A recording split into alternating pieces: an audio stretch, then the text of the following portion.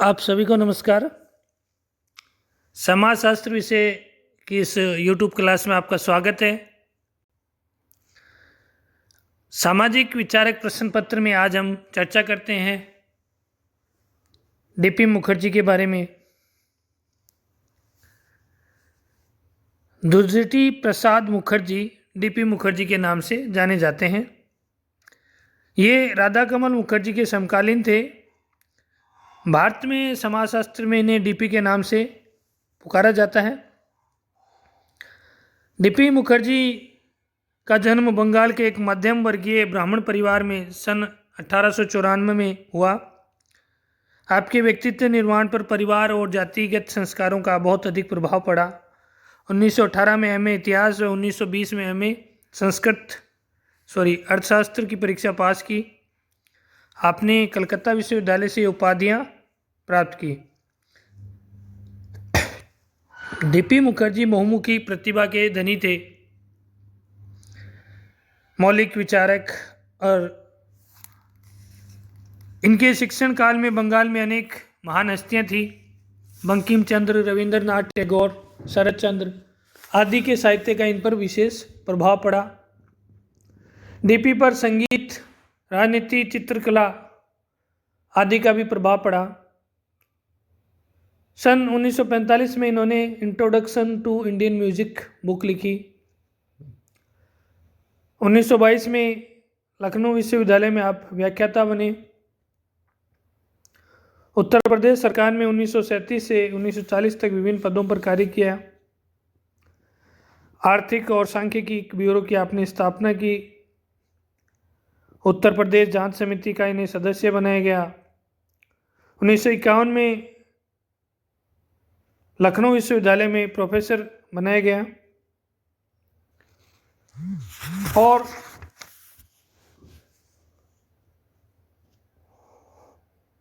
अलीगढ़ विश्वविद्यालय में भी इन्होंने कार्य किया।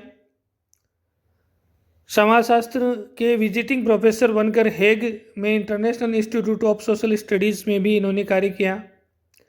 इंडियन सोशोलॉजिकल एसोसिएशन के आप संस्थापक सदस्य थे। 1955 में आपने प्रथम अखिल भारतीय समाजशास्त्रीय संगठन की बैठक में अध्यक्षता की। डीपी मुखर्जी कहा करते थे कि मानवता का निर्माण करना मेरे लिए पर्याप्त है। 5 दिसंबर 1962 में इनकी मृत्यु हो गई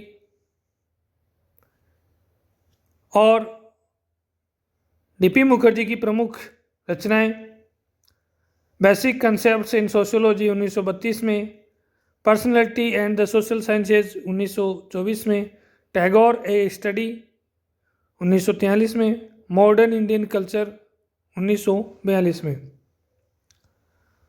ऑन इंडियन हिस्ट्री 1945 में, इंट्रोडक्शन टू इंडियन म्यूजिक 1945 में, प्रॉब्लम्स ऑफ इंडियन यूथ 1946 में, व्यूज़ एंड काउंटर व्यूज़ 1946 में, डाइवर्सिटीज़ 1958 में, सोशियोलॉजी ऑफ इंडियन कल्चर 1942 में, Indian tradition and social change, भारतीय परंपरा और सामाजिक परिवर्तन विषय पर आपने इंडियन सोशोलॉजिकल कॉन्फ्रेंस देहरादून में भी अध्यक्षीय भाषण दिया। डीपी मुखर्जी के विचारों की बात करें तो पहली बात, इनका जो दृष्टिकोण था वो होलिस्टिक था, संपूर्ण। इनका मत है कि समाजशास्त्र, अर्थशास्त्र और इतिहास तीनों परस्पर घनिष्ठतया संबंधित हैं और सामग्री के आदान प्रदान को आप आवश्यक मानते थे। डीपी मुखर्जी मार्क्सवादी विचारधारा के समर्थक थे।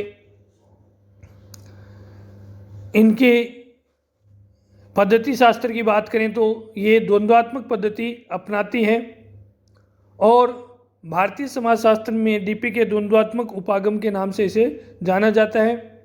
ये परंपराओं में संघर्ष द्वंद्व में वृहद स्तर और लघु स्तर की परंपराओं में होता है, जिसे डायलेक्टिक मेथड के द्वारा इन्होंने समझाने का प्रयास किया। मनोसमाजशास्त्री पद्धति आप ये अपनाते हैं। ये सत्य को जानने के लिए विभिन्न मार्गों के पक्षधर थे। आपने समाजशास्त्रीय अवधारणा का तत्व व्यक्तित्व बताया है तथा विभिन्न प्रकार से इस तथ्य को सिद्ध करने का प्रयास किया है। दार्शनिक पद्धति डीपी मुखर्जी अपनाते थे। डीपी मुखर्जी की दार्शनिक प्रवृत्ति का आधार तर्क और विवेक थे। बुद्धिवाद और व्यवहारिक तर्क का आपने परिपालन किया।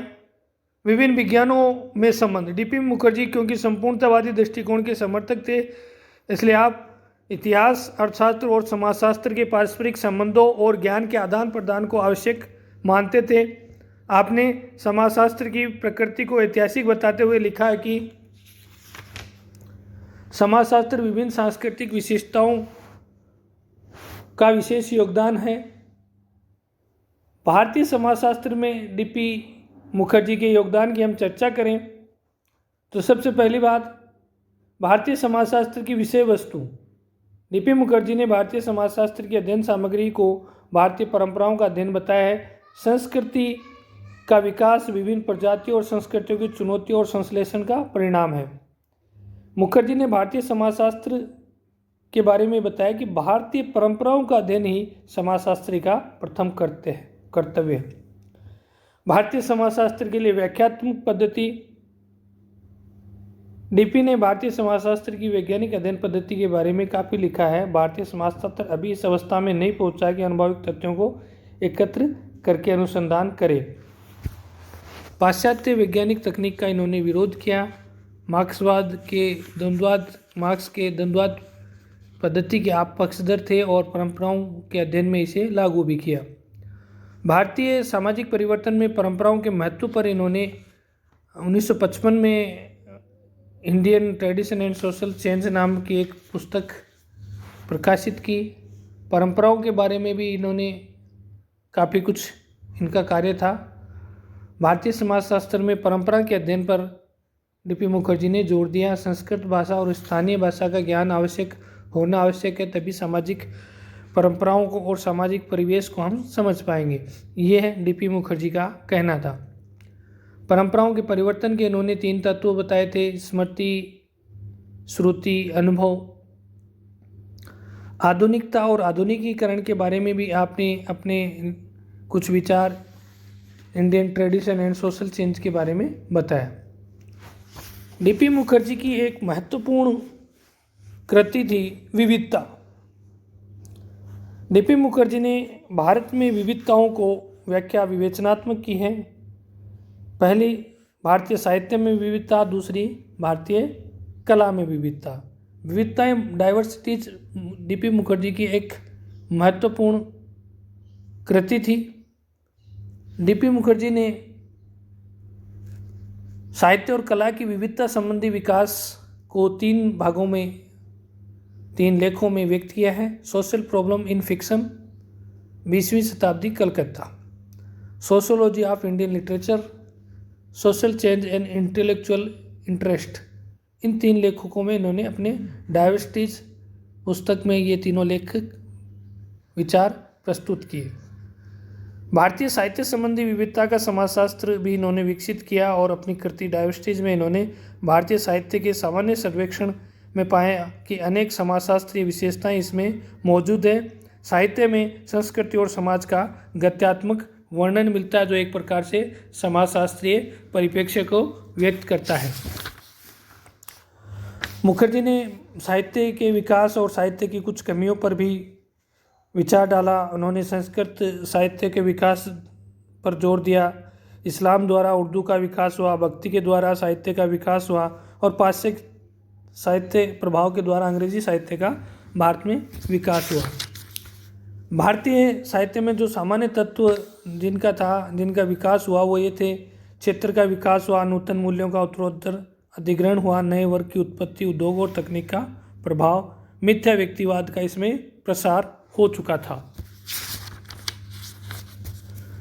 भारतीय साहित्य में साहित्यिक विश्वासों का विकास हुआ, हिंदी साहित्य में क्या और बांग्ला साहित्य में, उर्दू साहित्य में आदि। कला का विकास के बारे में इन्होंने कहा कि ललित कला का आकलन ही कला है। अभिराम अंकन चाहे भोग विलास के क्षेत्र में हो, चाहे रेखाओं में, चाहे वस्तु शिल्प में हो, वह स्वयं कला ही है। भारत में कला के विकास के बारे में सिंधु सभ्यता से लेकर वर्तमान समय तक के विभिन्न परिदृश्यों का डीपी मुखर्जी ने वर्णन किया। कला के अनेक रूप थे, स्थापत्य कला, मूर्ति कला, चित्रकला, संगीत कला, रंगमंच आदि के रूप में इन्होंने वर्गीकृत किया। डीपी मुखर्जी ने भारत में कला का वर्गीकरण इस प्रकार किया कि पहले तो क्षेत्र, ग्रामीण क्षेत्र की कला और शहरी क्षेत्र की काल, प्राचीन और नवीनतम। इस प्रकार डीपी मुखर्जी भारतीय समाजशास्त्र के प्रमुख संस्थापक विचारकों में से एक है। इन्होंने भारतीय समाज, साहित्य और कला के बारे में विशेष प्रबंध किया और इनकी जो पद्धति थी वो द्वंद्वात्मक पद्धति थी, जिनका इन्होंने अपनाकर समाजशास्त्र को भारत में विकसित करने का प्रयास किया। धन्यवाद।